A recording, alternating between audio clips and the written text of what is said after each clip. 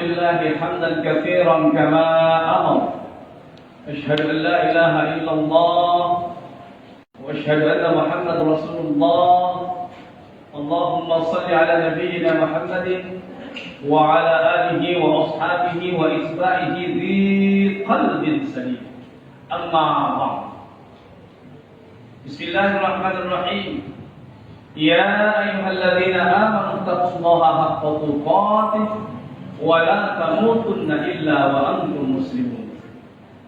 معاشر المسلمين shaimin wa shaimat, jamaah salat Isya, tarawih, dan nanti akan disambung witir yang insyaallah dimuliakan Allah, yang mudah-mudahan sampai dengan kita menyelesaikan tarawih tadi barusan, Allah sudah ampunkan dosa kita. Amin ya rabbal alamin.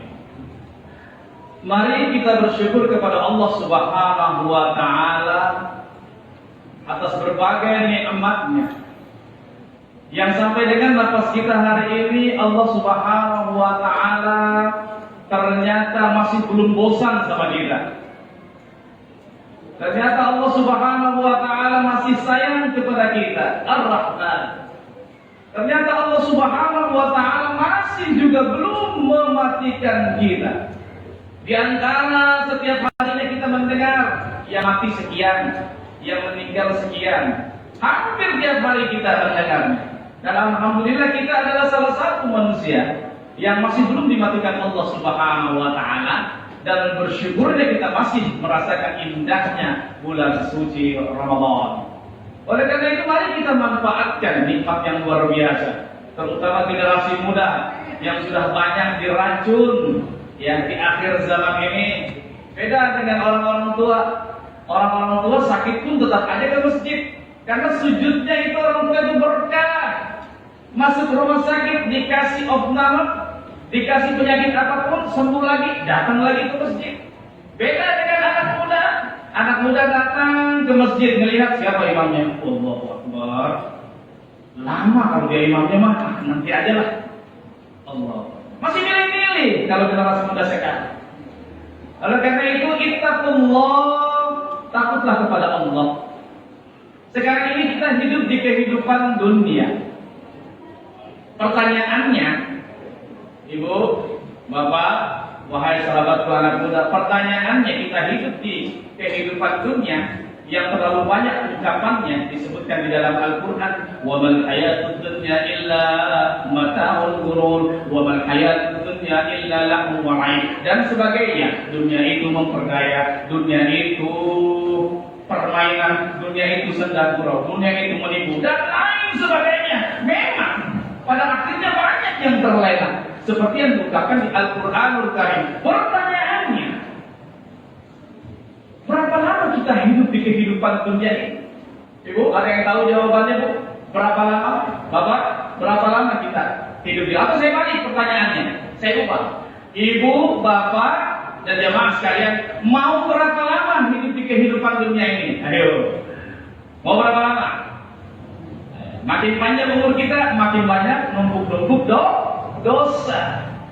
Makin mudah dimatikan Allah Subhanahu wa taala, makin sedikit makin disayang Allah Subhanahu wa taala. Ma'asyiral muslimin rahimakumullah. Yang jelas mari kita yakini, sekarang ini kita di alam dunia.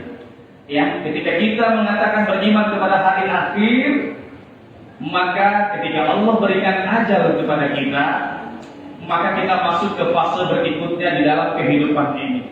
Sudah tidak ada lagi ya yang namanya tertawa, yang namanya tersenyum, yang namanya bisnis-bisnisan, yang namanya gibah-gibahan. Tidak ada lagi. Inilah yang disebut alam kubur. Oleh karena itu kita dinasihatkan oleh Rasulullah SAW untuk mempersiapkan kehidupan di alam selanjutnya. Inilah orang-orang yang bijak, yang selalu memikirkan kematian. Inilah orang-orang yang cerdas. Jangan terlena, makin tua makin gile cari dunia. Yang jelas, di kehidupan alam kubur nanti ada dua keadaan, di mana salah satunya pasti akan kita rasakan, nikmat kubur maupun siksa kubur. Kalau seandainya kita mendapatkan nikmat kubur, alhamdulillah, ini kebahagiaan awal. Sebelum kita nanti masuk surganya Allah Subhanahu wa taala, kita akan ditidurkan di sisi Allah di antara taman-taman surga sampai hari berbangkit hari kiamat. Enak. Karena amalan-amalan kita ini diterima Allah, diridhai Allah Subhanahu wa taala. Kalau seandainya kita mendapatkan siksa kubur, yang jelas orang-orang kafir khalidina fiha sampai hari kiamat disiksa di alam kubur. Tapi untuk orang-orang yang beriman sesuai dengan kadar dosanya, ya, kadar amal perbuatannya ketika hidup di dunia. Ma'asyiral muslimin rahimakumullah. Ketika kita hidup sekarang, ayo kita bangkitkan rasa khawatir. Nanti saya di alam kubur ini termasuk yang mana? Orang yang mendapatkan nikmat kubur atau mendapatkan siksa kubur?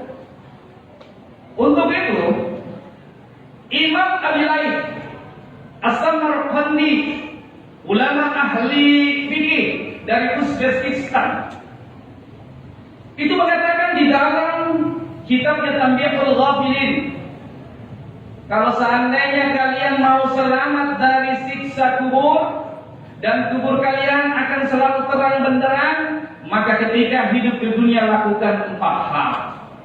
4 hal ini mudah, ternyata sudah kita lakukan, cuma kitanya kurang fokus, kita tuh kurang menjaganya, kita kurang memeliharanya.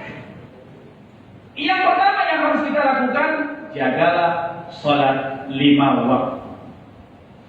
Sebagai muslim, sholat ini adalah amalan utamanya orang muslim. Dan hal yang utama nanti, yang paling pertama kali nanti ditanya oleh Allah Subhanahu wa taala di yaumil akhir nanti. Awwal ma yuhasabu bihi 'abdul yaumil qiyamah as-shalah. Fa in salihat shalu 'amaluhu.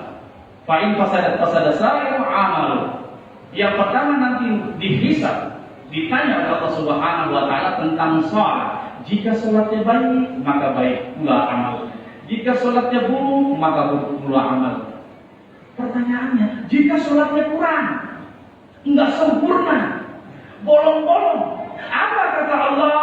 Lihat hambaku sholat sunnahnya. Lihat sholat sunnahnya. Sempurnakanlah kekurangan-kekurangan yang ada pada sholat wajibnya dan amalan-amalannya dengan sholat sunnahnya. Masya Allah. Makanya jangan main-main tentang nilai sholat sunnah itu akan membantu kita nanti di yaumil akhir nanti. Apalagi di bulan Ramadan, nilai sholat sunnah itu dibalas pahalanya oleh Allah Subhanahu wa taala senilai sholat wajib. Bagaimana dengan sholat wajib?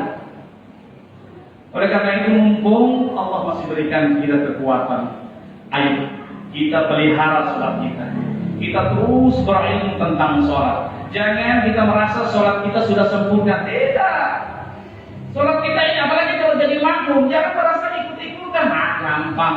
Semuanya ditanggung sama imam. Tidak.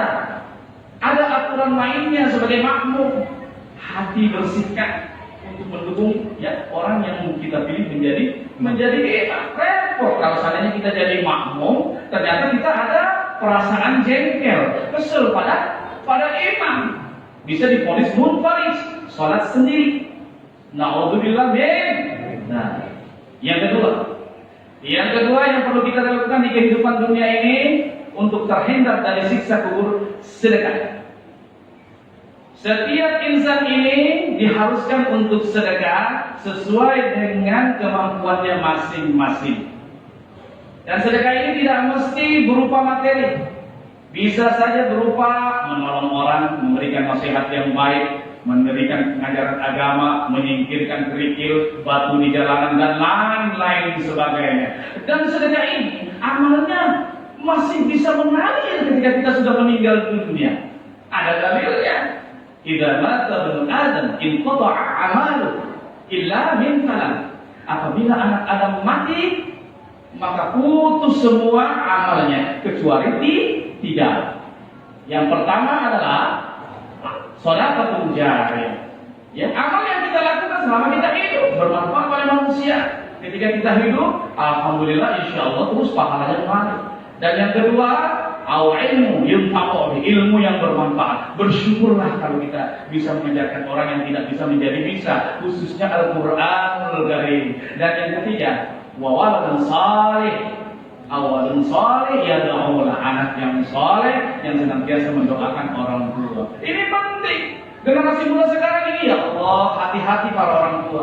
Jangan aman karena kalian sudah beribadah, berzikir, udah banyak hitung-hitungan pahala segini, pahala sekian, hatiku bersih. Tidak, masih ada tanggung jawab terhadap keluarga kita yang sekarang di akhir zaman ini didominasi oleh musuh-musuh Islam. Lupa akan Al-Quran, lupa akan belajar Al-Quran. Gara-gara HP, banyak anak yang durhaka kepada orang tua. Gara-gara HP, banyak dari kita yang lalai akan sholat. Bayangkan, ini butuh pembahasan dan penanganan yang benar-benar. Kemudian yang ketiga, yang bisa menyelamatkan kita di alam kubur, apa? Membaca Al-Quranul Karim. Apa kata Rasul? Iqra'ul Quran, fa innahu ya'ti yaumil qiyamah syafi'an li ashabi. Baca Quran, karena nanti di yaumil akhir nanti Al-Quran akan menjadi syafaat. Apa itu syafaat? Penolong. Syafaat yang tertinggi, yang dimuliakan Allah, yang benar-benar jitu di hadapan Allah. Yang tertinggi, tidak ada yang mengalahkannya, adalah syafaat dari Al-Quranul Karim. Bahkan ketika kita nanti wafat, itu Al-Quran yang sering kita baca itu akan menjadi teman, ya, yang akan kita ditidurkan bersamanya sampai hari berbangkit. Itu Masya Allah, ganteng, indah, wangi. Inilah amalan Al-Quranul Karim. Apalagi di bulan suci Ramadan, kalau nggak baca Al-Quran, rugi, bahkan celaka. Sekarang ini banyak Al-Quranul Karim di rumah, di masjid, bahkan di HP ada ratusan aplikasi yang bisa di-download, tetapi sedikit yang membacanya, yang mempelajarinya, yang mengamalkannya. Padahal Rasulullah Sallallahu Alaihi Wasallam bersabda, khairukum man ta'allama Al-Quran wa 'allama. Yang terbaik dari kalian adalah mereka yang mempelajari Al-Quran dan yang mengajarkannya. Ayo, tanya pada diri kita, sampai di mana kita, ya, perlakuan kita, persahabatan kita dengan Al-Quran. Padahal ngaku Muslim. Sudahkah kita menyampaikan Al-Quranul Karim? Setiap satu huruf di bulan Ramadan, Masya Allah, 10 kebaikan. Satu huruf di dalam sholat kita baca Al-Quran, itu 50 kebaikan. Dan Allah bisa balas berlipat ganda karena benar rahmat di bulan suci Ramadan. Wallahu yudha'ifu liman yasha. Yang terakhir yang perlu kita lakukan untuk dapat terhindar dari siksa kubur, tasbih. Perbanyaklah tasbih.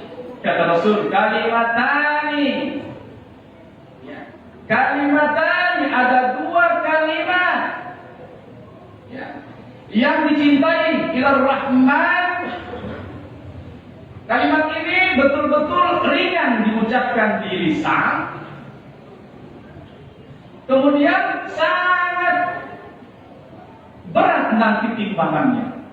Subhanallah wa bihamdihi subhanallahil azim. Ayo, kapanpun, dimanapun, ayo kita bertasbih pagi dan petang, habis sholat fardu, habis sholat sunnah, dalam keadaan apa-apa, dalam keadaan ibu pergi ke pasar, dalam perjalanan, jangan sampai lupa bertasbih, karena ini kalimat thayyibah yang dicintai oleh Allah Subhanahu wa taala. Jamaah yang dimuliakan Allah Subhanahu wa taala. 4 hal ini sebenarnya tanpa sadar kita sudah melakukannya. Cuma kita banyak terjebak oleh waktu, terjebak oleh kemalasan, akhirnya kita tidak istiqamah. Akhirnya kita tidak konsisten. Oleh karena itu, setelah mendengar ini, ayo kita amalkan. Kehidupan kita ini setiap saat mengincar, ya, mengincar untuk mati. Sejengkal kematian itu ada di belakang kita. Yang kita anggap akan mati, ternyata dia masih dihidupkan Allah. Ternyata yang dianggap paling sehat, ternyata Allah panggil. Masya Allah. Jadi hati-hati. Allah ambil nyawa setiap hambanya itu secara acak apapun dimanapun. Yang jelas, yang perlu kita lakukan, persiapkan kematian kita dengan bekalnya dan selalu memikirkan kematian kita, apa saja hal-hal yang diridai Allah Subhanahu wa taala. Ini saja yang bisa saya sampaikan. Mudah-mudahan sangat bermanfaat. Maafkan saya bila ada kata-kata yang salah.